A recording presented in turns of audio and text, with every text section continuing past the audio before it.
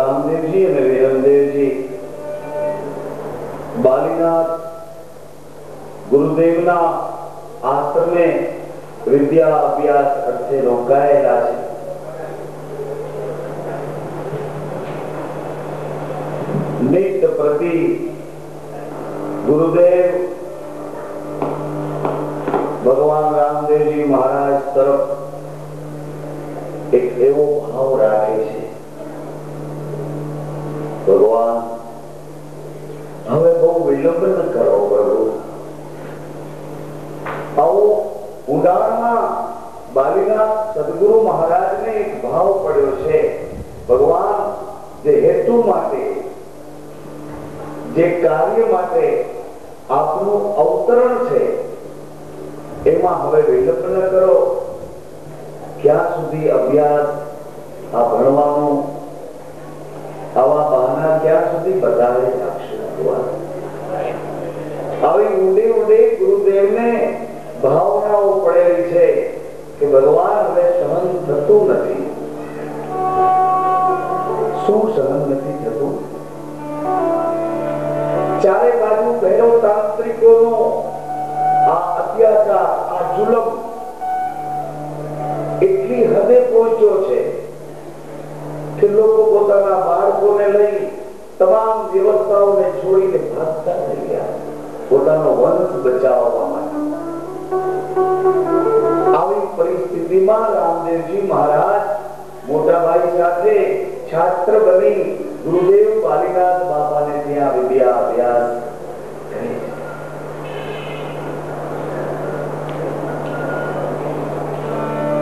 સમય ઘણો પસાર થઈ ગયો અને ગુરુદેવ પાસે જે કઈ સાધના, ઉપાસના, તપસ્યા, અનુષ્ઠાન, જે કઈ સિદ્ધિઓ પડી હતી, બધી સિદ્ધિઓ રામદેવજી મહારાજને અર્પણ કરી ગુરુદેવે દીક્ષિત ભાવે હંમેશા એક વાતનો ખ્યાલ રાખો માતાઓ, સજ્જનો, કોઈ પણ વસ્તુ પ્રાપ્ત કરવી હોય, આપણા કરતા શ્રેષ્ઠતમ, આપણા કરતા વધારે ઊંચાઈ હોય, આપણા કરતા વધારે સચ્ચાઈ હોય, આપણા કરતા વધુ એની પાસે તપસ્યા હોય, તિતિક્ષા હોય,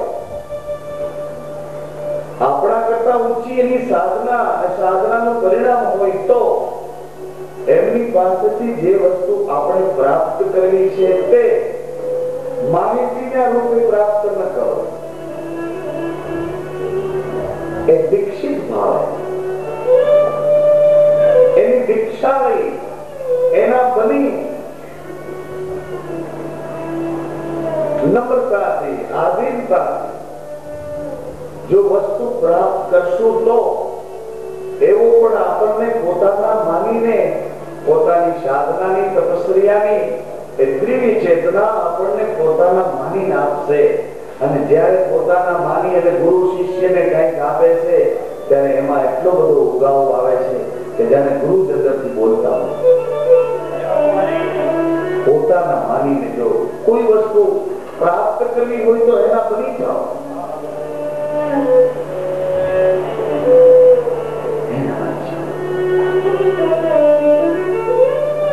સંસારિકતાના સંબંધોમાં જુઓ ને, એક આપણી દીકરી સામે ઘેર જાય, સાસરા પક્ષની થાય, એની સગાઈ અથવા તો એના ચાંદલાનો કોઈ વિધિ કર્યો હોય ત્યાં સુધી તો આપણે એમ કહીએ કે ધણી ધાર્યો છે. પરંતુ જ્યારે ચાર મંગળ વધે છે પછી ધણીને માન્ય કરે છે, પછી દીકરી આપણી મટી અને સામા ઘરની બને છે, ધણીને માન્ય કરે છે. અને જ્યારે ધણી માન્ય કરે છે ત્યારે એના બધા સંબંધો એને લાગુ પડે.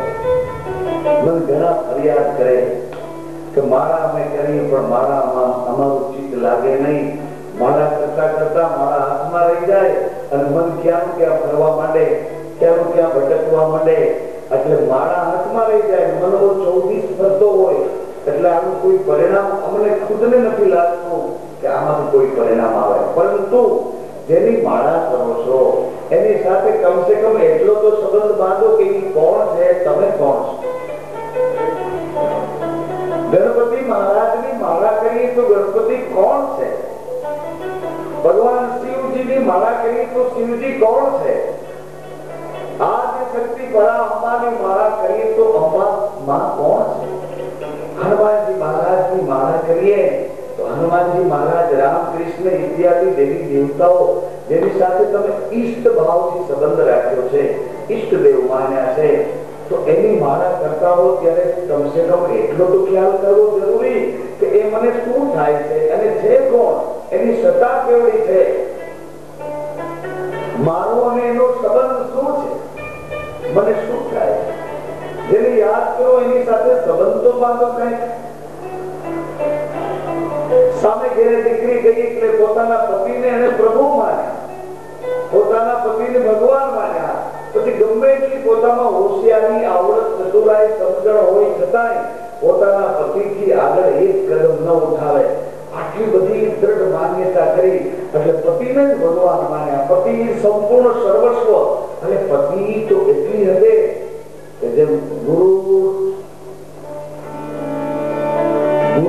બ્રહ્મા, ગુરુર વિષ્ણુ, ગુરુર દેવો મહેશ્વર, ગુરુર સાક્ષાત પરબ્રહ્મ. બ્રહ્મા વિષ્ણુ મહેશ જ્યાંથી પ્રાદુર્ભાવ કર્યા છે એ ત્રણેય ગુણના પરબ્રહ્મ, ત્રણેયના અધિષ્ઠાતા પરબ્રહ્મ સાક્ષાત તસ્મૈ શ્રી ગુરુવે નમઃ. એમ પતિહિ બ્રહ્મા, પતિહિ વિષ્ણુ, પતિહિ મહેશ, પતિહિ સાક્ષાત પરબ્રહ્મ, તસ્મૈ પતિ દેવાય નમઃ. આટલી હદની સ્ત્રીઓએ પતિવ્રત ભક્તિ સ્વીકારી. માતાઓ આટલી હદમાં ગઈકાલે આપણે ચર્ચા કરી કે અનસુયા માતાએ સીતાદેવીને મા જાનકીને કીધું કે ભગવાન રામજીને વનવાસ મળ્યો, બેટી તને વનવાસ ન મળ્યો છતાં તારે એની છાયામાં રહીને જવાનું છે દીકરી, તો તું પતિવ્રત કરીને આ એક અનુષ્ઠાન કરી લે બેટા.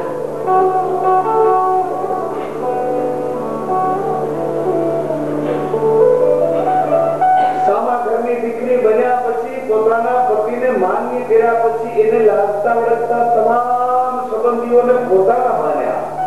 પતિના મોટા ભાઈ હોય તો જ્યેષ્ઠ ભાવ માન્યો, પતિના નાના ભાઈ હોય તો દિયર ભાવ માન્યો, પતિના લાગતા વળગતા તમામ સગાવાલાઓની સાથે પોતાના બધા સંબંધો જોડી દીધા. પરંતુ એ બધા સગાવાલા, સ્નેહીઓ, સંબંધીઓ છે, બધા ઉપર એ દીકરીનો ભાવ છે, પણ પોતાના પતિ ઉપર જેવો ભાવ છે એવો નથી. પોતાના પતિ થકી બધા છે. આ શરીરમાં આપણે બેઠા છે, આ દેહના દેવળમાં એ નાભીમાંથી શ્વાસ વિશ્વાસ સાથે જોડાયેલો છે. એટલે આખા શરીરના બધા સંબંધો મને તમને લાગુ પડે છે. આંખો મારું કેવું કરે, કાન મારું કેવું કરે, વાણી મારું કેવું કરે, વિચારો મારા કહેવામાં રહે. પણ ક્યારે આ શ્વાસનો સંબંધ વિશ્વાસ સાથે છે, એ પરબ્રહ્મ પોતે આ નાભી સાથે જોડાયેલો છે. એ પતિ પ્રભુ પોતાનો શ્વાસ વિશ્વાસમાં બેઠો છે. ત્યાં સુધી આ શરીરના લાગતા વળગતા બધા સગાવાલા એ આપણા છે. બાકી શ્વાસ ઉઠી જાય તો આંખી ભલે ગમે એવી હોય તો કાંઈ ન કરી, કાન ભલે ગમે એવા હોય, વિચાર ગમે એટલા હોય, પ્રતિષ્ઠા, પદવી, માન, સંપદા, વ્યવસ્થા, સગા ઇત્યાદિ ઇત્યાદિ લાગતા વળગતા બધા અને જોઈન્ટિંગ હોય, પણ જ્યાં સુધી શ્વાસ છે ત્યાં સુધી.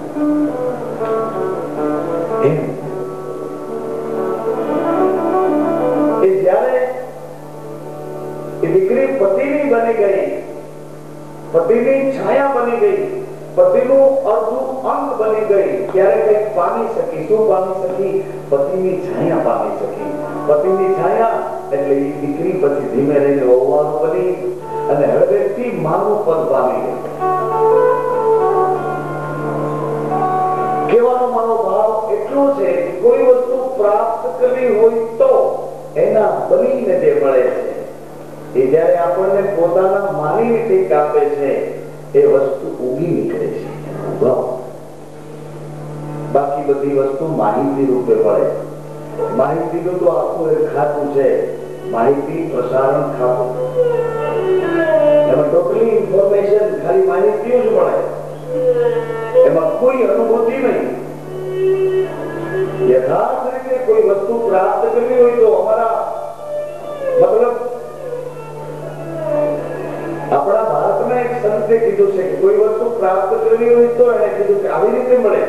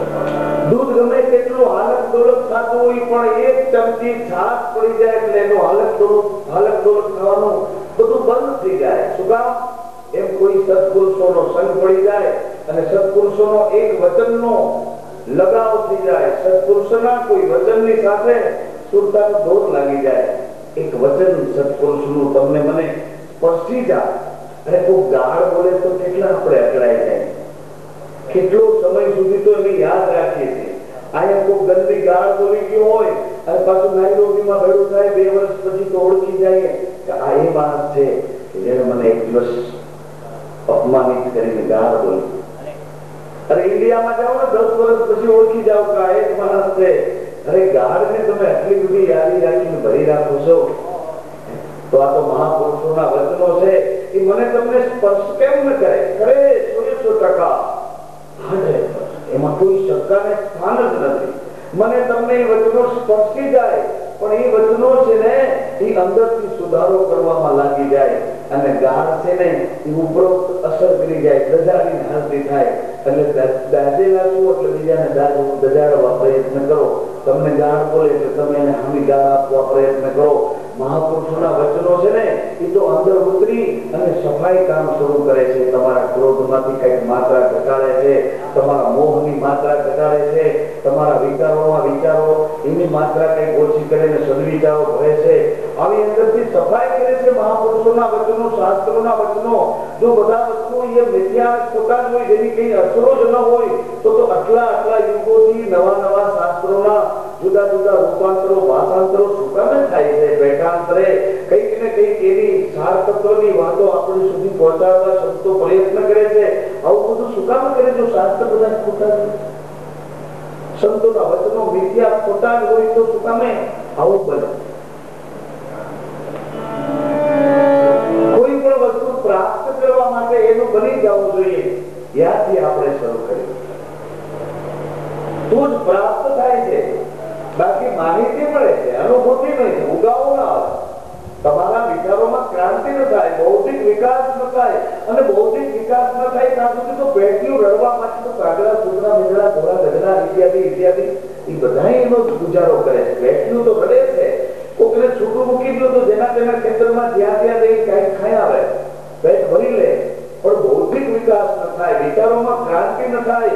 અને જીવન જીવવાનું રહસ્ય, જીવન જીવવાનું રહસ્ય, આ જીવન મળ્યું છે એનો ભેદ ન સમજાય. આ મૃત્યુલોકમાં હું તમે આતો દેવા આવ્યા છીએ, તો અહીંયા આવ્યા પછી શું કરવું છે આ વાતનો કોઈથી લગાવ ન થાય, ઉઠાવ ન થાય, ઉગાવ ન આવે, તો આ જીવન જીવીને કરવું શું કરશું? ભલે તમે 200-500 વર્ષ ના જીવો, પણ જેટલું જીવો એમાંથી તો કઈક વજન તમને મળવું છું. જેટલું જીવાય એટલું તો તમને પ્રસન્નતા આપી જાય એવું મળવું છે. બહુ જાજુ ન જીવો. હું ક્યાં કહું છું તમે 80-90-100 વર્ષ જીવો, એને એટલું બધું જીવો તો કોઈ વાંધો નથી. પણ 80-90 વર્ષ પછી ના જેવો એને પૂછી તો જુઓ કેમ છે. એને પૂછી જુઓ. 90-100 વર્ષ ના હોય એને 5 દિન પૂછું કે કેમ તબિયત કેમ છે, તો કે એક ચોકઠું તૂટી ગયું એટલે બીજું ચોકઠું 32 નખાવ્યું. દાંત એક વખત નીકળી ગયા, બીજી વખત નખાવ્યા. અને હવે તો હું ચણા ખાઉં છું. ચણા ઘોડા ખાય ને એ ચણા હું આ દાંતે ખાઈ શકું છું. પણ મારા બાપ શું ચણા ભલે ખાઈ શકે, પણ એ પાચન થાય છે કે નહીં? પાચન ન થઈ શકતું હોય તો એ દાંત બદલાવે. આ ચણા ખાઈ શકે એવા હોય તો પણ એ દાંતને શું કરવા છે? પાચન નથી થતું. પાચન ન થાય અને પેટમાં ગડબડ ઉભી રહે તો એ દાંત મળ્યા છે પણ વર્જિત. બધી વ્યવસ્થાઓ કરીએ પણ જે જીવન લંબાવા કરતા જે મળ્યું છે એ જીવનમાં કઈ પ્રસન્નતાથી ભરાઈ જવાય તો એ જીવન જીવંત છે, જીવંત છે.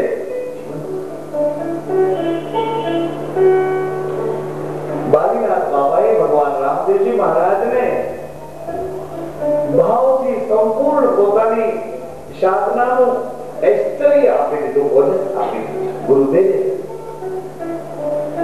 અવતાર લઈને આવ્યા છે, સંપૂર્ણ છે, અખંડ છે, કરી ન શકાય એવા છે, છતાં राम कृष्ण से कौन बड़ा उन्हें तो गुरु किम, राम कृष्ण से कौन बड़ा उन्हें तो गुरु किम, तीन लोग तारण तरन और सदगुरु आगे आधी. आटली बड़ी महत्ता.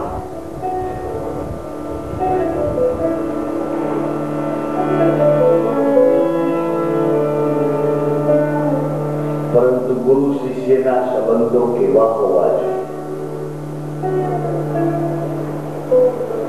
નાદ અને ગુરુ. નાદની પરંપરા પિતા પુત્રની છે, અરે ગુરુની પરંપરા પિતા પુત્રની છે, નાદની પરંપરા ગુરુ શિષ્યની છે. એમાં વચનનો વ્યવહાર.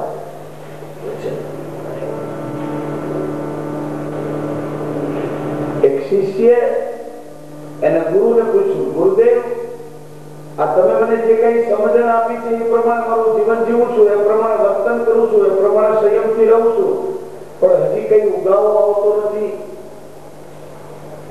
એની કઈ સૂઝ પડતી નથી, તમે જેમ કીધું છે એ પ્રમાણે કરું છું. એટલે ગુરુદેવે કીધું કે વત્સ, મેં તને જે સમજણ આપી છે, મેં તને જે નિયમો આપ્યા છે, મેં તને જે સંયમો આપ્યા છે, એ પ્રમાણે જો તું રહેતો જ હો તો એનો ઉગાવો અવશ્ય આવે. અને એમ છતાં જો ઉગાવો ન આવતો હોય તો મેં તને કઈ સમજણ આપી છે, વિવેક આપ્યો છે, નિયમ સંયમ આપ્યા છે, એ બધું તું કરતો હશે, પણ તારો હું તારા અહમને પકડીને બધું કરતો હશે, નહીં તો ઉગાવો ચોક્કસ આવે. તારા અહમને પકડીને જો આવું કઈ કરતો હશે તો જ ઉગાવો ના આવતો હોય. એટલે શિષ્ય ફરિયાદ કરી કે ગુરુ થઈને મારો અહમ ના કાઢી શકતા હો તો મારા ગુરુ શું કામ નથી આવે? એ તમારો અહમ ના કાઢી શકતા. એટલે ગુરુએ કીધું, બેટા, મેં તને જ્ઞાન આપ્યું, સમજણ આપી, વિવેક આપ્યો, સંયમ સમજાવ્યો, નિયમ કેવી રીતે, એ બધી વાતો આપી, આ બધું મેં આપ્યું. એમાં જો કઈ અહમ મેં આપ્યો હોય તો હું પાછો લઈ લઉં, પણ એ અહમ તો દીકરા એ તારો પોતાનો છે, એ તારે ખુદે કાઢવાનો છે. અહમ તો તારો છે, બીજું કઈ આપ્યું એ બધું મારું છે. મેં તને સમજણ રૂપે આ બધું આપ્યું, પણ એમાં જો અહમ આપ્યો તો હું પાછો લઈ લઉં, પણ અહમ તો તારો છે. એક કુંજામાં ચણા પડ્યા હતા, વાંદરાએ હાથ નાખ્યો. હાથ નાખ્યા પછી મુઠ્ઠી ભરી ચણાની, ચણા લેવા માટે, પણ મુઠ્ઠી ભરીને હાથ પાછો કાઢવા જાય તો કુંજાનું એનો દ્વાર સાંકડો હતો, એટલે હાથ કોઈ વાતે નીકળે. હા, હવે મુઠ્ઠી જો મૂકી દે, ચણા મૂકી દે તો હાથ નીકળી જાય, પણ ચણાને લેવા છે, કુંજાને તોડવો નથી, ફોડવો નથી, અને ચણાની મુઠ્ઠી લઈને હાથ બહાર કાઢો. कैसे हो सकता है?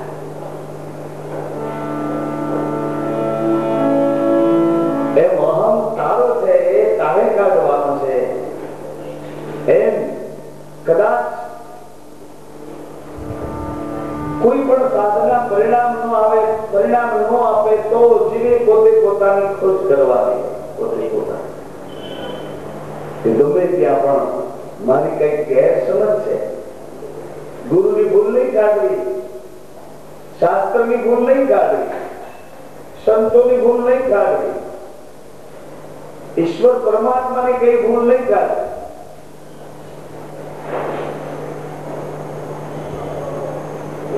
એક ભાઈ કંટાળીને આવ્યો, બધા ભગવાન જેટલી પૂજા હતા બધા ભગવાનની પોટલી વાળીને અમારા આશ્રમે આવ્યો. મને કહ્યું, આ બધા તમારા મંત્ર ના બધા ભગવાન. મેં કેમ? કે 1.5 મહિનો થઈ ગયો, કઈ કામ તો કરતા નથી. એટલે આ બધા ભગવાનને તું કામ કરાવવા માટે લઈ ગયો હતો. કામ તો તારા છોકરાએ તારું કેવું કરતા નથી, ભગવાન ક્યાં છે? કામ ચલાવ, આવી ભક્તિ, ભક્તિની માત્રા બધું એની વ્યાખ્યા. કામ ચલાવ, હા, ભગવાન તમે કહેશો એ કામ પણ કરશે, પણ એની પાછળ ભગવાનનો આશય શું છે? કે મારો છે અને મારો બનીને રહે, બસ. તમે કોઈ કામ કરે, પણ કામ કરાવ્યા પછી પાછી જરૂર હોય તો નહીં, આવો ટેમ્પરરી, આવો ભાવ સ્વભાવ, કામ શું કામ કરાવે? કામની ફરિયાદો શું કામ એને બતાવવી પડે કે આ મારું કામ છે, ભગવાન પૂર્ણ કરે તો કોણ કરે? એ કોળિયારમાં હે રામદેવજી મહારાજ, હે અંબામાં, હે ગણપતિ મહારાજ, હે હનુમાનજી મહારાજ, હે શંકર ભગવાન, હે ચામુંડામાં, આ મારું કામ તમે ન કરો તો કોણ કરે? વાત તમારી સાચી છે, તમારું કામ એ કરે, પણ કામ કર્યા પછી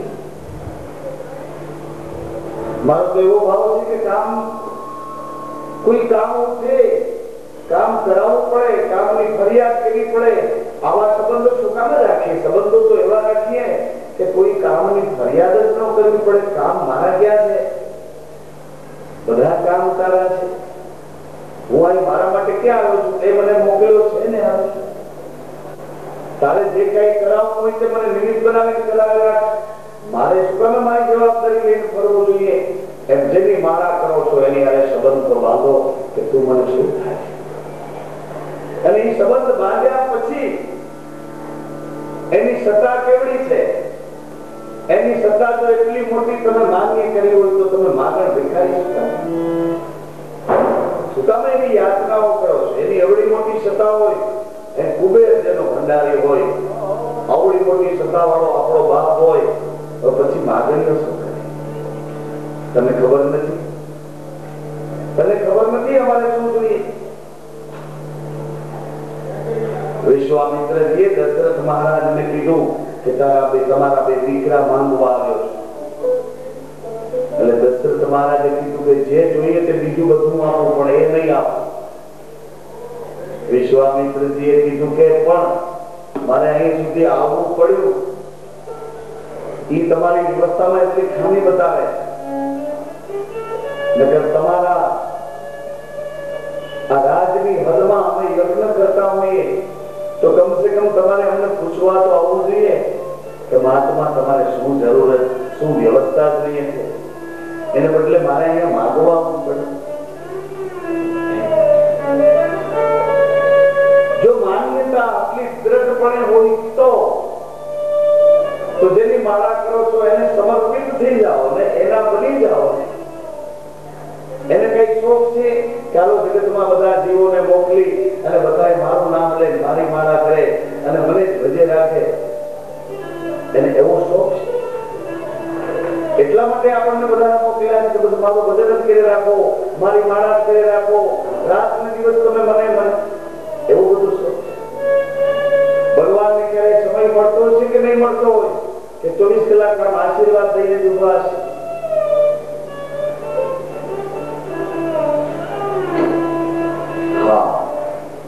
વ્યવહારની વ્યવસ્થા, સંપૂર્ણ દિનચર્યા એની માન્યતા સાથે જોડાઈને જીવન જીવતા શીખી જવાય. બસ એની માન્યતા કે તે મને આ મોકલ્યો છે, તને નહીં ભૂલું, તને નહીં ભૂલું, તને અહીં મારે શું કરવાનું છે એ બધું નિમિત્ત બનીને કરવાનું છે. આ નિમિત્ત માત્રમાં મને રાખશે. મારે કોઈ મોટાઈ જોતી નથી, કોઈ પ્રતિષ્ઠા જોતી નથી, કોઈ અહમ જોતો નથી. જ્યાં મને બેસાડે એ તારા થકી આવા વ્યવહારો એની સાથે બંધાઈ જાય જેમ સગાવાળા સાથે વ્યવહારો બંધાઈ જાય. એક સંબંધ બાંધો પછી સંબંધની માન્યતા શરૂ થાય, માન્યતા પછી એના વિવેક શરૂ થાય. એવી રીતે પરમાત્મા સાથે પરમાત્માના વિવિધ અનેક રૂપાંતરો જેને ઈષ્ટ ભાવથી આપણે માની રહ્યા છે, સંપૂર્ણ દેવી દેવતાઓ સાથે આપણા સંબંધ ગુરુ તત્વથી જોડાઈ જવા, ગુરુમુખી જોડાઈ જવા. ગુરુમુખી એટલે ગુરુ ભાવ.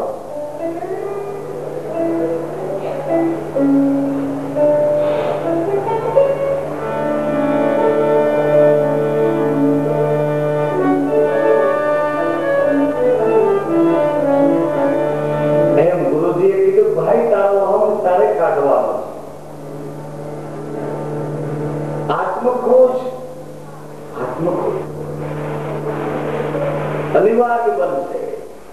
અને એવા ચાન્સ આપણને ક્યાં ક્યાં મળે?